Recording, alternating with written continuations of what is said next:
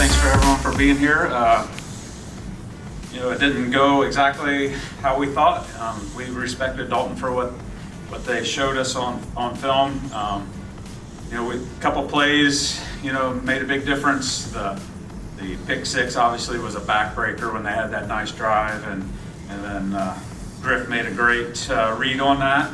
Then we came back with that punt return, so those two just overshadowed, I think, the rest of the game and really gave us a big advantage.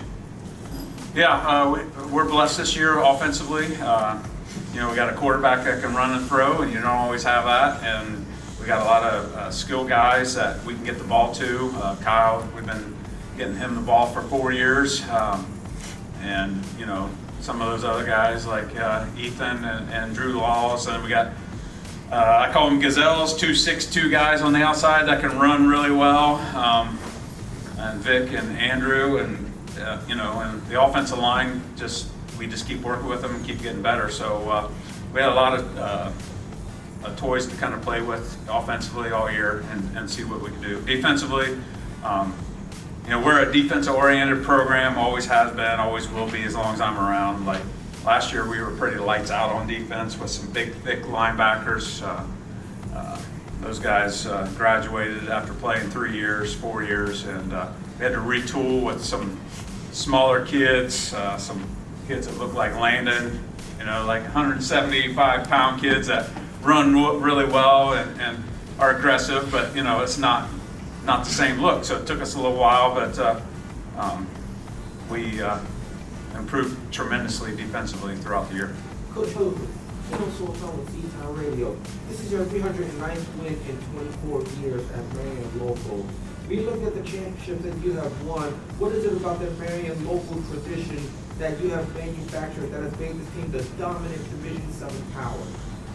I can sit here all day and speculate, on all. It's just a ton of factors that go into that, and I can't really answer it other than,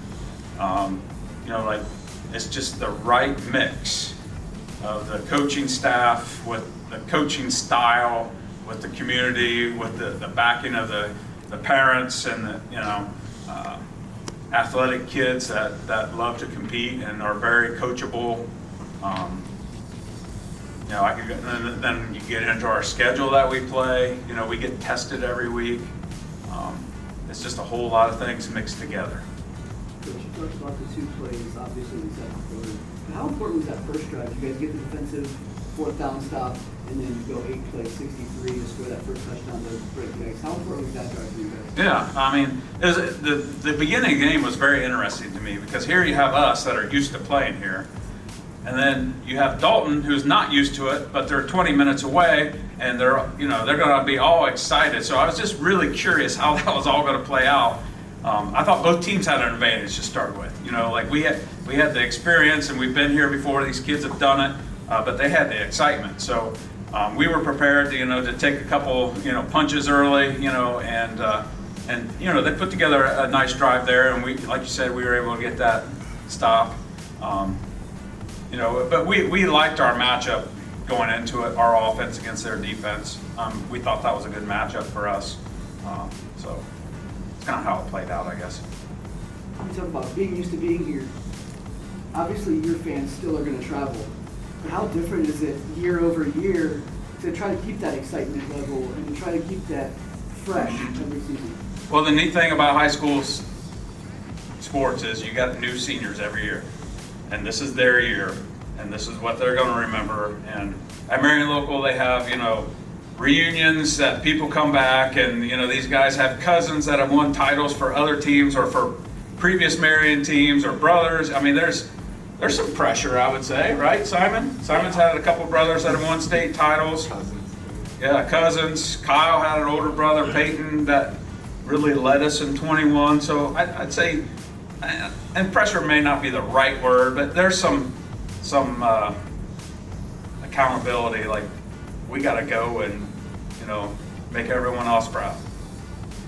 When you win the Division 6 title last year, and then you drop, talking about pressure, how hard is it not to look at those expectations? Because I think when everybody saw the divisions come out and we saw you in 7, everybody instantly said, okay, we'll see them in Canton. How hard is it to maintain that week after week? Everyone else is not in our locker room, you know, and it's really easy. Like we are so focused on improving and just going through the process, and we're always chasing. We call it chasing perfection. That's all we do. So anyone else that says anything that seems like a big deal outside the locker room is nothing to us. Absolutely nothing. Coach Goodwin, this might be a misconception, but your team set the tone with an early run to go up 7-0. At that point, did that allow your team to relax and let the game come to you based on past experiences? I'm sure it helps, for sure, yeah. It just kind of, I mean, Justin, you want to talk on that? He's the quarterback. He gets nervous as crap. Justin, answer that question. Did that help you? I would say so. I mean, That's it? That's all you got? yeah, I don't know. Just took pressure off. I don't know. I think Puts us off. for me as a play caller, it does. You know, because now we can open up the playbook, you know, and throw some first down passes, you know, because we've kind of shown that we can run the ball fairly effectively. You know, so as a play caller, it's much nicer, you know, when you know you can kind of, like I said, call a first down pass, and if it's incomplete in 2nd and 10, you still got a shot, you know.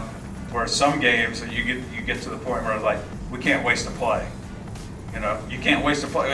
It's too hard. So then, and it's weird because it's exactly the opposite of probably what you should do, but that's just life. Like then the playbook just condenses like great, and then that's what happens a lot to us defensively. Really, our reputation and our starts, you know, it does the same thing to them, and all of a sudden, like, why aren't they trying this? Why aren't they, you know, like, because they can't waste it down. And Coach, you talk about the playbook changing situationally. I mean, there was a point in the game where the last time your offense took the field it was 7-0. Then the next time they took the field, it was 28-0 because, you know, you had an offensive touchdown, of course, 2 special team scores. How did that change the vibe on the sideline as well? Because I could tell, you know, just being within 10 feet of you, that the tension was getting higher as it looked like Dalton was going to make us a one-score game. All of a sudden, there's a very different energy on the sidelines. How does that translate to the field?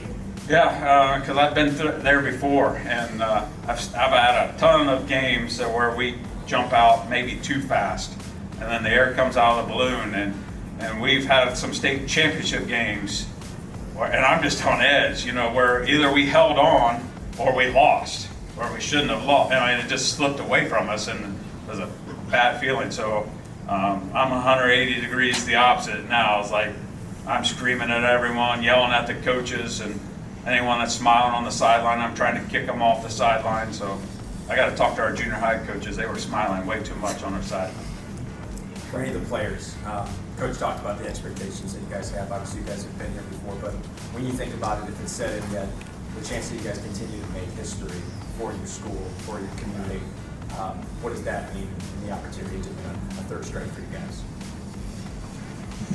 I mean, it's always great that we have that expectation and we want to bring it home for our hometown, but it always comes into the work ethic we have to put in and how hard we have to work for it. It's not given to us, so just that we work for it and we're able to bring it home, it means a lot for our community and to us to bring it back to Ray-Stein. I know there's some people who probably reject the term, but what's it like for you guys who are the dynasty of high school football in Ohio with, you know, 14 out of 17 week trip? That must be tremendous. You talk about pressure and expectation and everything I could say. Talk about just what that means to you guys. I mean, it obviously means a lot, but we don't really try to look at that. We try to take every week by week and one game at a time, so we don't get too wrapped up in all of it, and we just try to focus on what we have to do that game, and we can think about it in the end. Coach, talk about that.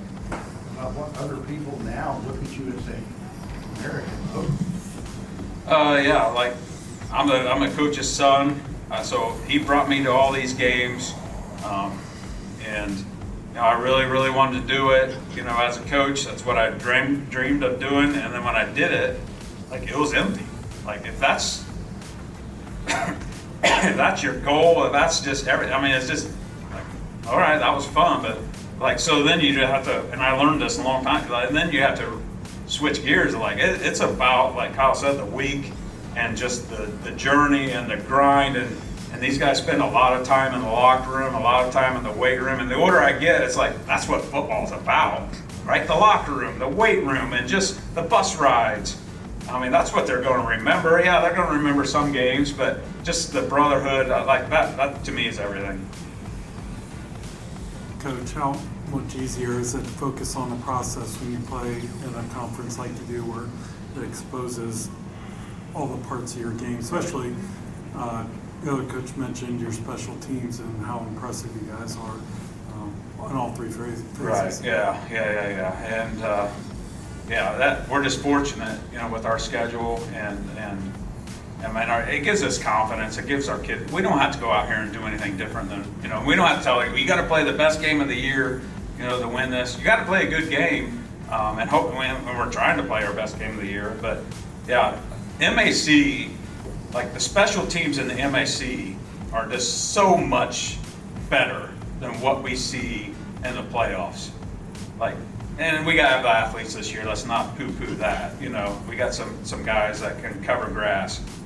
But those special teams are way different during the regular season. Like, we got to scheme them up. We got to work them, and we have a great kicker. And he put the ball in the end zone how many times a day? And that's huge. Coach, you were talking about chasing perfection.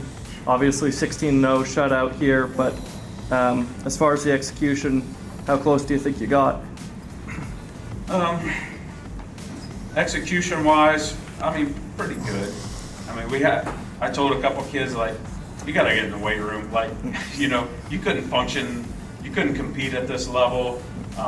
This better not happen next year, So I was already planting that seed, but off the top of my head, we had some things.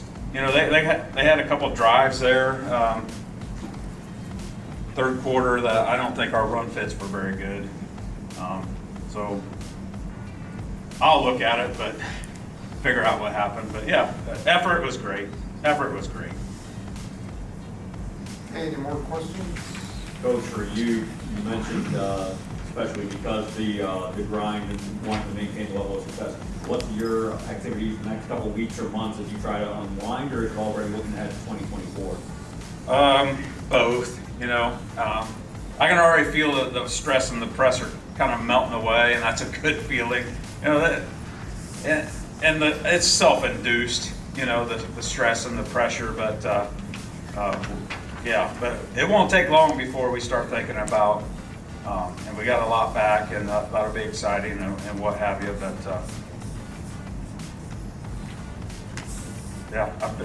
I've done it enough times. Like, I don't wish anything could go faster. Like, every part of the year I love, every part of the year.